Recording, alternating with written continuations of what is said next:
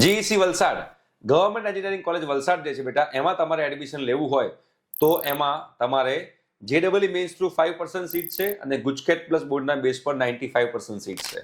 તો આજે હું જેડબલઈ મેન્સની વાત કરીશ કે તમારો ઓલ ઇન્ડિયા કયો રેન્ક હોવો જોઈએ. ઓકે, અને બેટા તમારે આખી જો ફ્રી ઓફ કોસ્ટ બધી ઇન્ફોર્મેશન એડમિશનની જોઈતી હોય તો સ્ક્રીન ઉપર એક નંબર આવે છે, એ નંબર પર ફટાફટ વોટ્સએપ મેસેજ કરો, અમારી ટીમ તમને વોટ્સએપ ગ્રુપમાં એડ કરશે.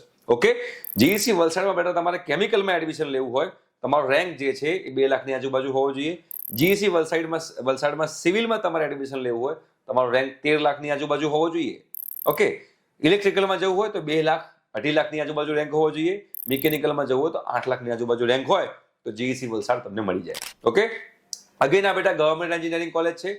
તમારે જેડબલઈ મેન્સ થ્રુ એડમિશન લેવું હોય કે ગુજકેટ પ્લસ બોર્ડ થ્રુ લેવું હોય, તમારે એક જ ફોર્મ ભરવાનું, એસીપીસી, જેની પૂરેપૂરી જાણકારી તમને લોકોને જાગૃત આવાજ યુટ્યુબ ચેનલ પર મળી જશે. ઠીક છે, થેન્ક યુ સો મચ.